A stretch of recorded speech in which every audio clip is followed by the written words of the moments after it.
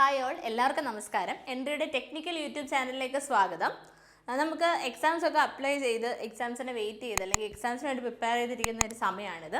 അപ്പം ഏതൊരു എക്സാം എടുത്താലും, അതായത് ഇപ്പോൾ നമ്മൾ A-ലെവൽ എടുത്താലും ഓബ്വിയസ്ലി ഗ്രേഡ് 1 എടുത്താലും ഗ്രേഡ് 2 എടുത്താലും ഗ്രേഡ് 3 എടുത്താലും ഒക്കെ നമുക്ക് ഇമ്പോർട്ടൻ്റ് ആയിട്ട് സിവിൽ എഞ്ചിനീയേഴ്സ് പഠിക്കേണ്ട അല്ലെങ്കിൽ സിവിൽ എഞ്ചിനീയറിംഗ് കഴിഞ്ഞ ഉദ്യോഗാർത്ഥികൾ അറിഞ്ഞിരിക്കേണ്ടതും പഠിച്ചിരിക്കേണ്ടതുമായ ഒരു സബ്ജക്റ്റാണ് സർവേയിങ് എന്ന് പറയുന്നത്. ഒന്നാമത്തെ കാര്യം എന്താണെന്ന് വെച്ച് കഴിഞ്ഞാൽ സർവേയിങ്ങിന് വെയിറ്റേജ് ഭയങ്കര കൂടുതലാണ്. നമ്മൾ ഓവർസിയർ ലെവൽ എക്സാംസ് 1, 2, 3 എടുത്തു കഴിഞ്ഞാൽ ഓവർസിയർ 1-ന് 20 മാർക്ക്, 2-നും 3-ക്കും അതുപോലെ തന്നെ ഇമ്പോർട്ടൻസും വെയിറ്റേജും ഉള്ള ഒരു പേപ്പറാണ്. ആൻഡ് കമ്മിങ് ടു A നമ്മൾ എടുത്തു കഴിഞ്ഞാൽ 4 മുതൽ 5 മാർക്കേ വെയിറ്റേജ് ഉള്ളെങ്കിൽ പോലും നമുക്ക് വിശ്വസിച്ച് സ്കോർ ചെയ്യാൻ പറ്റിയ ഒരു സബ്ജക്റ്റാണ് സർവേയിങ് എന്ന് പറയുന്നത്. സോ ഏതൊരു എക്സാം നമ്മൾ കൺസിഡർ ചെയ്ത് കഴിഞ്ഞാലും എന്തുകൊണ്ടാണ് നമ്മൾ സർവേയിങ് വിടാതെ പഠിക്കേണ്ടത് എന്നുള്ളതാണ് ഇന്നത്തെ വീഡിയോയിൽ നമ്മൾ പറയുന്നത്. സോ സർവേയിങ് എന്ന് പറയുന്നത് നമ്മൾ കോമ്പറ്റേറ്റീവ് എക്സാംസ്, അതായത് SSC എടുത്താലും RRB എടുത്താലും ഏത് എക്സാം എടുത്താലും സർവേയിങ് എന്ന് പറയുന്ന സബ്ജക്റ്റ് നമുക്ക് പഠിക്കാൻ സാധിക്കും എന്നുള്ളത് ഉറപ്പിക്കുന്ന കുറച്ച് കാര്യങ്ങൾ നമുക്ക് നോക്കാം.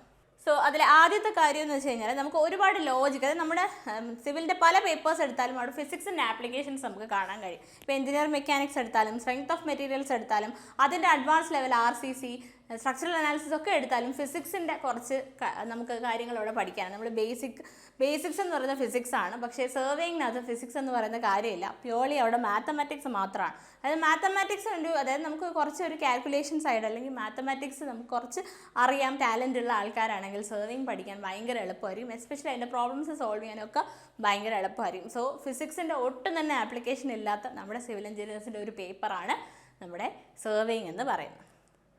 അതുപോലെ തന്നെ അടുത്ത കാര്യം എന്ന് വെച്ച് കഴിഞ്ഞാൽ നമുക്ക് ഈ ഒരു പേപ്പർ പഠിക്കാൻ വേണ്ടിയിട്ട് അത്യാവശ്യമായിട്ട് അറിയേണ്ടത് മാത്സും അതുപോലെ തന്നെ അർത്ഥമെറ്റിക് കാൽക്കുലേഷൻസ് കുറച്ച് സ്പീഡാക്കുക എന്നുള്ളതാണ്. അപ്പോൾ അർത്ഥമെറ്റിക് കാൽക്കുലേഷൻസ് സ്പീഡായിട്ടുള്ള ഒരു വ്യക്തിക്ക് എന്തുകൊണ്ടും സർവേയിങ്ങിൽ നമുക്ക് പെട്ടെന്ന് പഠിക്കാനും ഫുൾ മാർക്ക് സ്കോർ ചെയ്യാനുമായിട്ട് സാധിക്കും.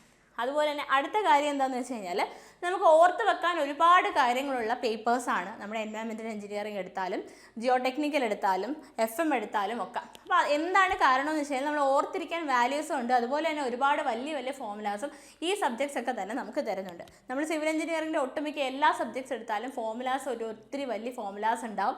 അങ്ങനെ ഒരുപാട് കാര്യങ്ങൾ ഓർത്ത് വെക്കാൻ കാണും. പക്ഷേ സർവേയിങ്ങിൽ നമ്മൾ നോക്കിക്കഴിഞ്ഞാൽ കുറച്ച് വാല്യൂസും അതുപോലെ തന്നെ നമുക്ക് കുറച്ച് എംപിരിക്കൽ ഫോമുലാസ് മാത്രമാണ് ഓർത്ത് വെക്കാനുള്ള. ആൻഡ് ഈ എംപിരിക്കൽ ഫോമുലാസ് ഒന്നും വളരെ വലിയ ഫോമുലാസ് അല്ലാത്തത് കൊണ്ട് തന്നെ പെട്ടെന്ന് റീകളക്ട് ചെയ്ത് നമുക്ക് എഴുതാനായിട്ട് സാധിക്കും. അതുകൊണ്ട് തന്നെ സർവേയിങ് പഠിക്കുമ്പോൾ അത് മിസ്സാക്കാതിരിക്കുക. ഓക്കെ, അപ്പം ഇനി നമുക്ക് കോമൺ സെൻസ് ഉണ്ടെങ്കിൽ, അതായത് ഇപ്പോൾ നമുക്ക് ഇനി കുറച്ചൊന്ന് കറക്കി സ്റ്റേറ്റ്മെൻറ്റ് ചോദ്യങ്ങൾ വന്നു കഴിഞ്ഞാൽ അത് എങ്ങനെ അപ്രോച്ച് ചെയ്യാൻ പറ്റും. സർവേയിങ് നമ്മൾ കോമൺ സെൻസ് ഉപയോഗിച്ചാൽ തന്നെ നമുക്ക് നമ്മുടെ സ്റ്റേറ്റ്മെൻറ്റ് ടൈപ്പ് ചോദ്യങ്ങൾ ഉത്തരം എഴുതാൻ പറ്റും. കാര്യം ഒരുപാട് ട്വിസ്റ്റ് ചെയ്തൊന്നും ചോദിക്കാൻ വേണ്ടിയിട്ടുള്ള വസ്തുതകൾ നമ്മൾ സർവേയിങ്ങിൽ പഠിക്കുന്നില്ല. എല്ലാം തന്നെ സിമ്പിൾ ലോജിക് ഉണ്ടെങ്കിൽ തന്നെ നമുക്ക് ആൻസർ എഴുതാനായിട്ട് സാധിക്കും. പക്ഷേ ടെക്സ്റ്റിൽ ഈച്ച് ആൻഡ് എവറിത്തിങ് നമ്മൾ പഠിച്ചിരിക്കണം. ഞാൻ പറഞ്ഞായിരുന്നു ഓബ്വിയസ്ലി ഗ്രേഡ് 1 ലെവലിൽ എക്സാമിലാണെങ്കിൽ പോലും നമുക്ക് സ്റ്റേറ്റ്മെൻറ്റ് ടൈപ്പ് ചോദ്യങ്ങൾ ചോദിക്കുകയും സ്റ്റേറ്റ്മെൻറ്റ് ടൈപ്പ് ചോദ്യങ്ങളിൽ which of the following statement is correct എന്ന് പറഞ്ഞ് ചോദിക്കുമ്പോൾ ആ ചാപ്റ്ററിലെ എല്ലാ മെത്തേഡ് ഓഫ് സർവേയിങ്ങിനെ കുറിച്ച് ഐഡിയ ഉള്ള ഒരു കുട്ടിക്ക് മാത്രമേ അത് കറക്റ്റായിട്ട് ആൻസർ എഴുതാനായിട്ട് സാധിക്കത്തുള്ളൂ.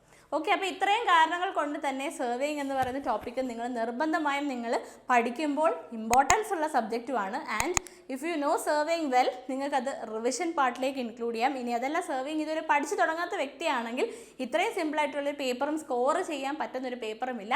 അതുകൊണ്ട് തന്നെ നിങ്ങളുടെ പഠനത്തിൽ സർവേയിങ് എന്ന് പറയുന്ന സബ്ജക്റ്റ് ഇൻക്ലൂഡ് ചെയ്ത് തുടങ്ങുള്ളൂ. Thank you.